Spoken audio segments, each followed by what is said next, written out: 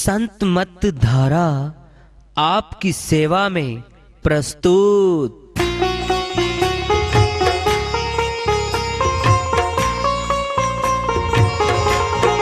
जो चाहता है प्रभु प्यारा वो आओ संत मत धारा। भक्ति भेद बता कर सारा वो कर दे भव के पारा। जो चाहता है प्रभु प्यारा वो आओ संत मत धारा। भक्ति भेद बता कर सारा वो कर दे भव के पारा। जो चाहता है प्रभु प्यारा।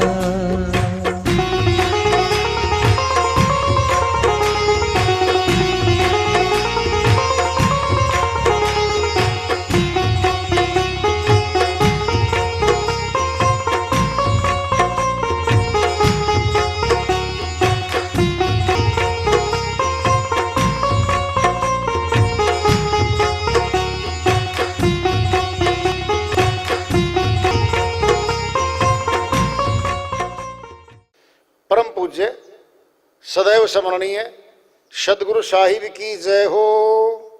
सतनाम साहिब। आदरणीय सर्व संतों की जय हो।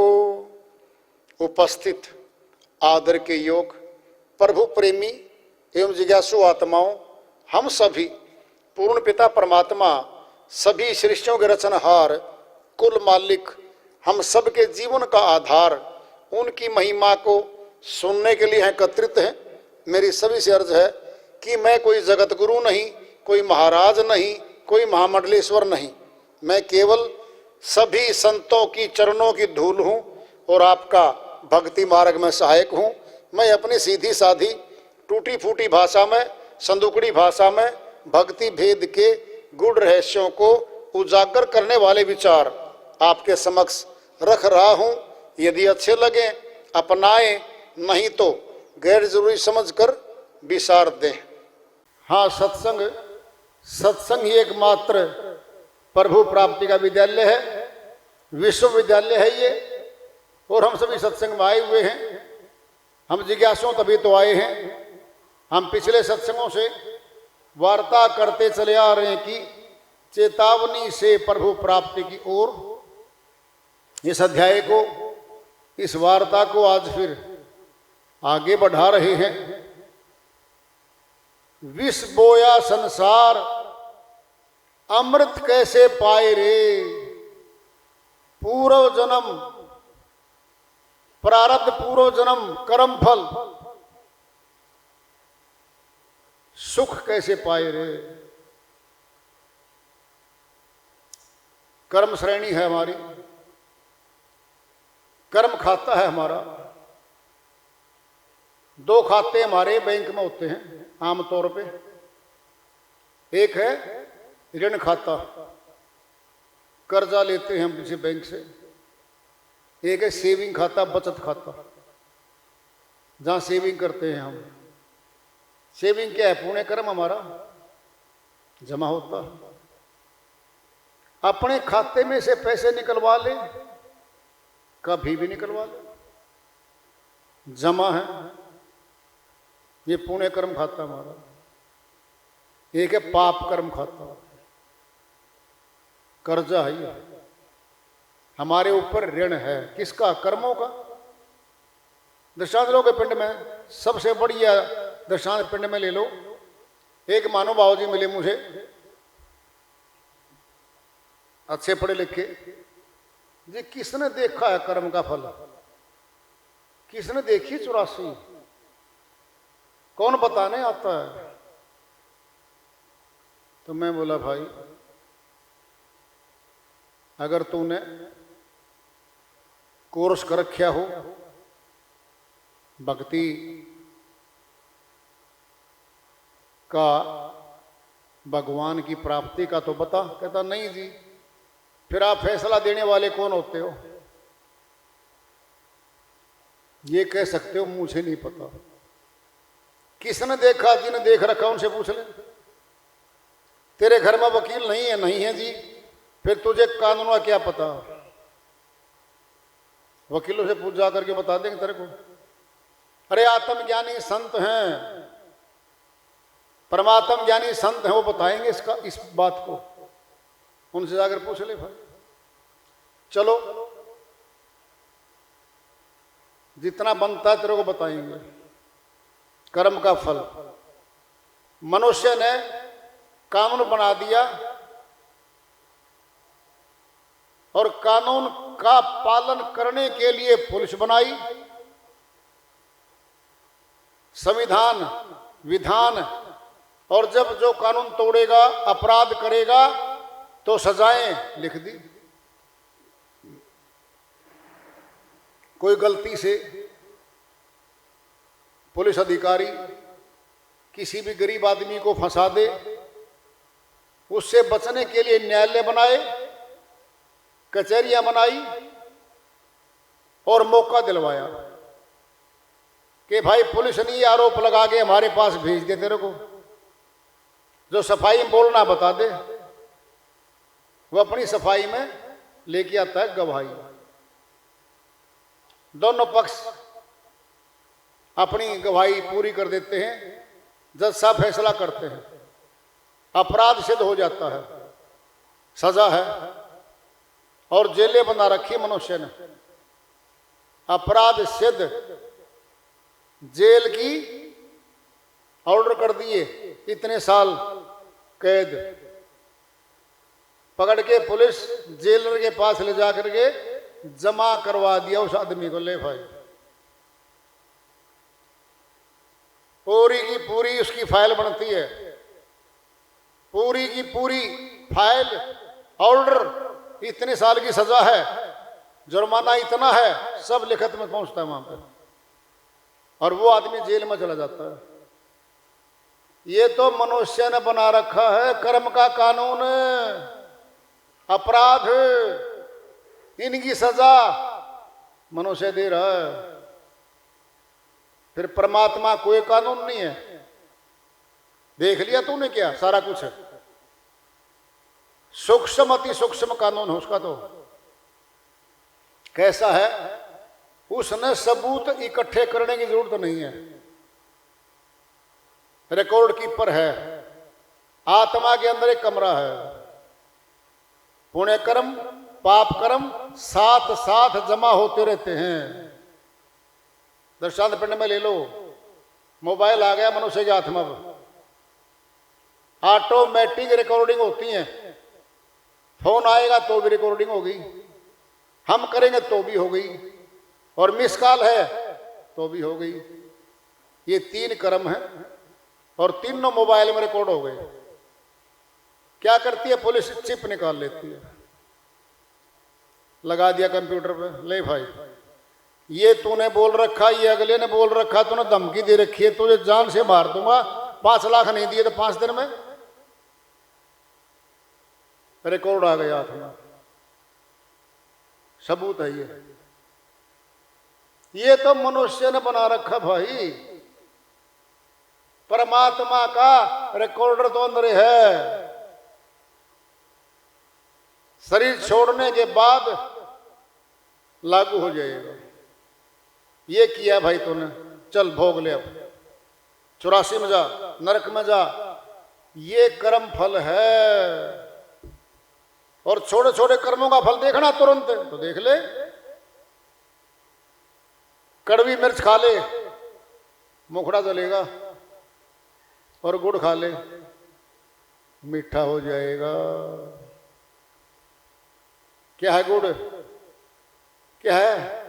कड़वी मिर्च हमारी वाणी है। हम कर्कश आवाज में बोलेंगे, गाली देंगे, क्या ये कड़वी मिर्च है। एक गाली देंगे, सामने से 2 आएंगी, 2 के 4 आएंगी, फिर झगड़ा बढ़ जाएगा, फिर मार पिटाई हो जाएगी, फिर फ्रैक्चर हो जाएगा, चोटें लगेंगी, अस्पतालों मेडिकल में डॉक्टरी की जाएगी, पुलिस वहां मौजूद फटाफट आएगी, बयान लिख ले जाएगी, और दफा लगा के भेज देंगे भाई साहब हवालात में।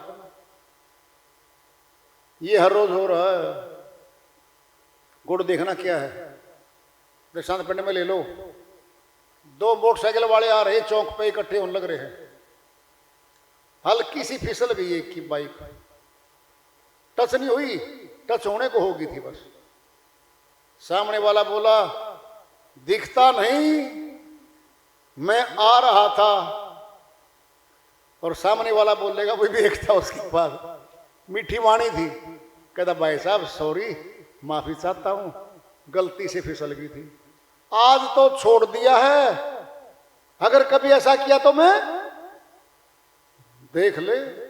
कहता भाई साहब मैं नहीं करता, क्या ये मीठी वाणी है, गुड़ है, झगड़ा होने जा रहा था, बचा लिया। ये है हमारी मीठी वाणी, कड़वी वाणी। गाली आवत एक है, पलटत होत अनेक, कहे कबीर मत पलटिए, रहे एक की एक। साहिब की सही वाणी में आ गया है, गाली एक आई हमारे सामने, पलटत होत अनेक, अगर पलट के जवाब में गाली दे दी अब अनेक बनेंगे। कहे कबीर मत पलटिए, आदेश दे दिया साहिब ने, उल्टा गाली का जवाब गाली से नहीं देना,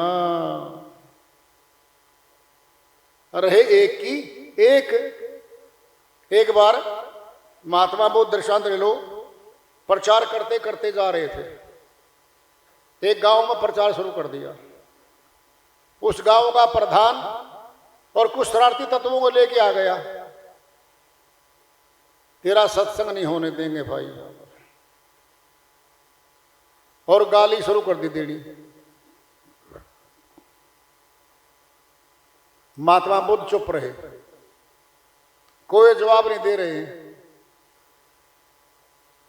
एक सज्जन पुरुष वहां खड़े थे, जी महात्मा बुद्ध जी ये सैकड़ों गाली दे गया और आप चुप खड़े हो। कहता है भाई एक बात बता, अगर तू मेरे कोई वस्तु देने लगे और मैं अस्वीकार कर दूं, नहीं लूं वस्तु, कहां रहेगी बता? जी मेरे पास रहेगी, फिर इसकी गाली मैं स्वीकार नहीं करता। ये गालियां इसी के पास रहेंगी, इसी की झोली में है भाई।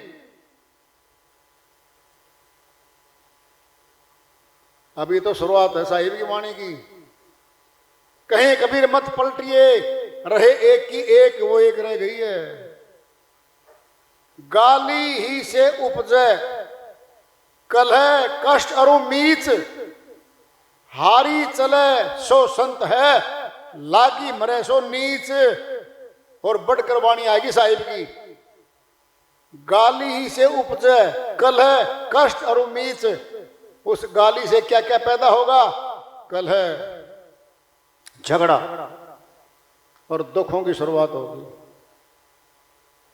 हारी चले जो संत है, जो हार मान के चला गया ना, जी मैं तो बदला लेता नहीं जी, मैं तो माफी मांगता हूं जी आपसे। हारी चले जो संत है, वो संत है वो आदमी। और लागी मरे सो नीच, जिसने लागबाजी कर ली, सामना कर लिया, झगड़ा तैयार है। और शायद आदमी भी मर जाए।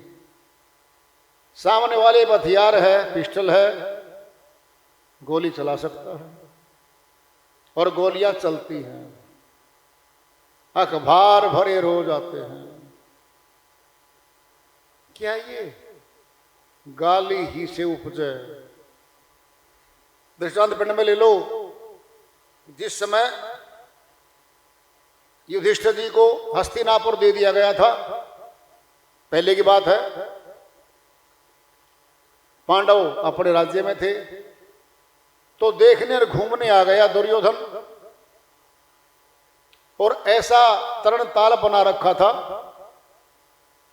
हस्तिनापुर में, शीशा साइड में लगा हुआ था, ये नहीं पता लग रहा था इसमें पानी है या ये शीशा है क्या है। ऊपर खड़ी थी द्रौपदी और नीचे वो चलते चलते पानी में गिर गया भाई दुर्योधन। वचन बोल रही है भी यहां पर, कौन बोलेगी? द्रौपदी। अंधे का पुत्र अंधा, जल भी दिखाई नहीं दिया। ये सुने भाई बातें, बड़ा ताना था जबरदस्त। ऊपर देखा दुर्योधन ने, बोला इसका बदला लूंगा, इस बेइज्जती का बदला मैं तुझसे लूंगा। ये सारी रचना महाभारत युद्ध की इसी से शुरू हुई थी, उस गाली से। क्या क्या नहीं हुआ,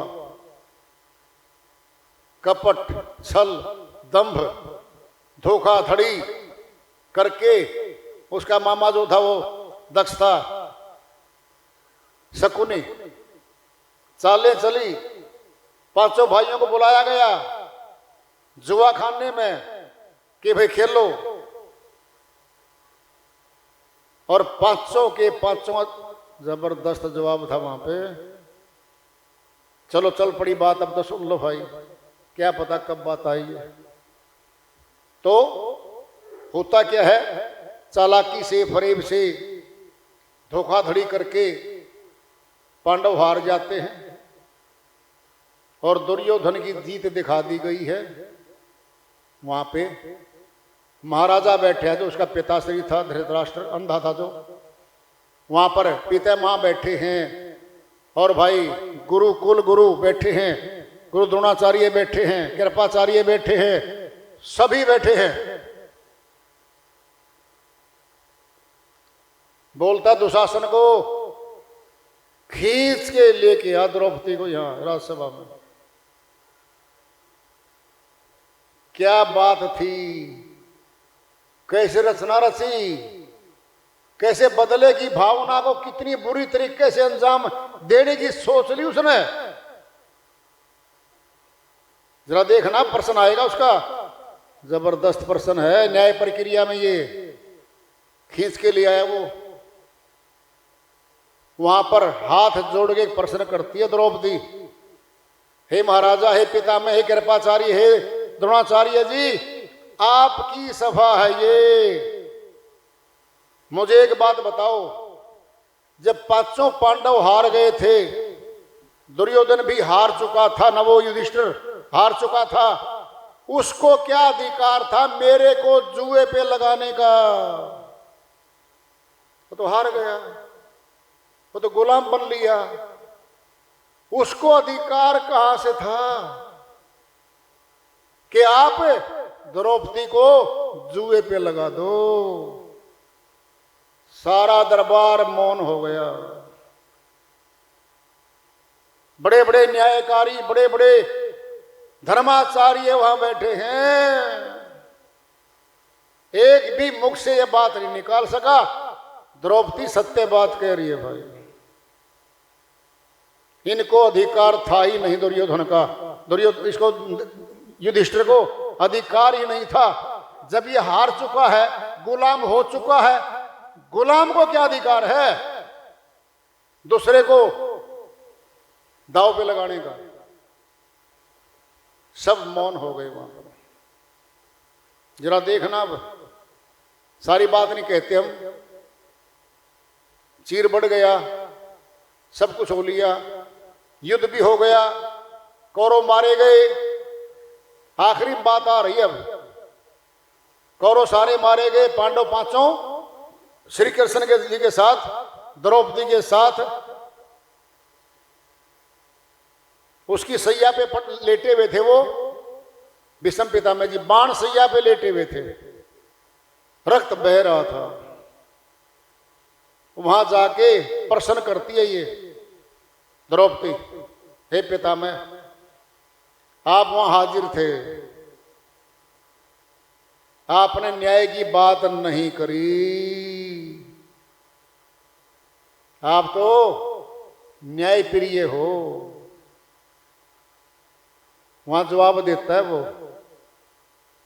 पितामह, बेटी अन्न खा रखा था दुष्टों का और मेरी बुद्धि धूमिल हो गई थी। जो रक्त, उनके अनाज का, उनके अन्न का जो रक्त था वो सारा बह गया। अब मेरी आंख खुली है कि मेरे से बहुत बड़ा अपराध हुआ है और माफी मांगता वहां पे, हे पुत्री मुझे माफ कर दो, वाकई तुम्हारे साथ अन्याय हुआ था। ये तो बात कहां पूरी होती है? अंत समय में होकर होती है। बीच में तो विनाश हो लिया, सब कुछ मिट गया। इस एक बात को अगर बोलता राज्यसभा में, हिम्मत नहीं थी किसी की, बात को काट देता उनकी को। अगर काट देता तो उसके बात एक ही थी, आज के बाद दुर्योधन मैं तेरे साथ नहीं हूं, अपने आप को अलग करता हूं मैं तेरे इस दरबार से भी। सबसे महारथी, सबसे महायोद्धा वही था, जिसके साथ लग लिया जीत कर देता वो। उन्हीं के पक्ष में रहा, युद्ध में रहा, और क्या क्या उससे क्या क्या हालात हुए। क्या थी ये? गाली थी द्रौपदी की, क्या से क्या करवा दिया। जमीन हथियाना बात नहीं थी उसकी, दुर्योधन की कष्ट देना, दूर तक विनाश करना उसकी मति बन गई थी। ये क्या था? ये कर्म फल था। ये एक कर्म से अनेकों कर्म बनते हैं। एक बीज गुठली आम की नीचे बिजाई करता है किसान, पौधा बनता आम का तैयार, ऊपर सैकड़ों फल लग जाते हैं। क्या ये एक कर्म के अनेक कर्म बन गए? हमारे भी एक कर्म से अनेकों कर्म बनते चले जाते हैं, और कर्म बंधन ही बनता है वो हमारा। विष बोया संसार, अमृत कैसे पाए रे? जहर बीज दिया, अमृत कैसे मिलेगा? पाप कर्म कर डाला, सुख नहीं आएगा, कांटे आएंगे कांटे। संतों के पास क्या है सुनो, उनके पास युक्तियां हैं। सतनाम परमात्मा का नाम रक्षा कवच है आत्मा का। दृष्टांत पिंड में ले लो, 20 एकड़ जमीन में बिखरे पड़े कांटे, रास्ता वहीं से जाता है और कोई रास्ता नहीं है। अगर कांटे उठा उठा के चलने लगेंगे नहीं जा सकते, अनंत कांटे पड़े वहां तो। संत क्या कहते हैं? लोहे के मोजे पहन ले भाई, न कांटे उठाने न समय लगना, इनके बीच से निकल जाएगा। क्या है लोहे के मोजे? सत्ता नाम, परमात्मा का नाम, ये है वो धारण कर ले, वो धारण कर ले, निकल जाएगा, बिल्कुल निकल जाएगा, सन से दूर तक नहीं है। पाप कर्म भी कटते हैं, जल जाते हैं, हमारे किए पहले जन्मों के अनंत कर्म हैं। श्री गीता अध्याय 4 श्लोक 37 में श्री कृष्ण भगवान फरमाते हैं, अर्जुन, जिस प्रकार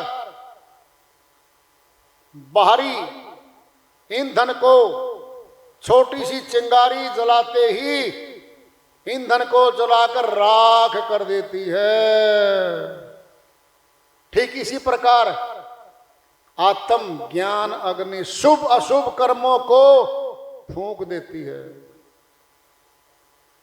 वो कर्म भोगने नहीं पड़ते, फिर वो फूंक देती है। क्या? आत्म ज्ञान अग्नि प्रकट करनी पड़ती है, और अग्नि में शक्ति है फूंकने की, और किसी में नहीं होती। पिंड में दृष्टांत ले लो, चना है, गेहूं है, मकई है, सारे अनाज हैं। मोटे तौर पे जो हमारे सामने आते हैं मकई और चना है। भून दो, भूनते ही अंकुरण शक्ति खत्म हो जाती है, चने की अंकुरण शक्ति खत्म। भून के 50 किलो फेंक दो मिट्टी में, जर्मिनेशन नहीं होगा, जन्म नहीं होगा चने के बीज का। दीख तो चने रहे हैं, फिर अंकुरण शक्ति खत्म हो गई है। ऐसे ही हमारे पाप कर्म हैं बहुत घने, भून दिए जाएंगे, फलीभूत नहीं होंगे। ये है संत मत, ये है भक्ति का भगवान का फल। भक्ति का फल ये है, वो भून दिए जाएंगे। ये अपने सामने हैं और ये सच्चे सच्चे है। कर लो, कच्चा चने का बीज डाल दो जमीन में, अंकुरित होगा, अंकुरण आएगा, जन्म लेगा वो। और भून के डाल दिया, जन्म नहीं होगा उसका। सामने ये सारी बातें बारे।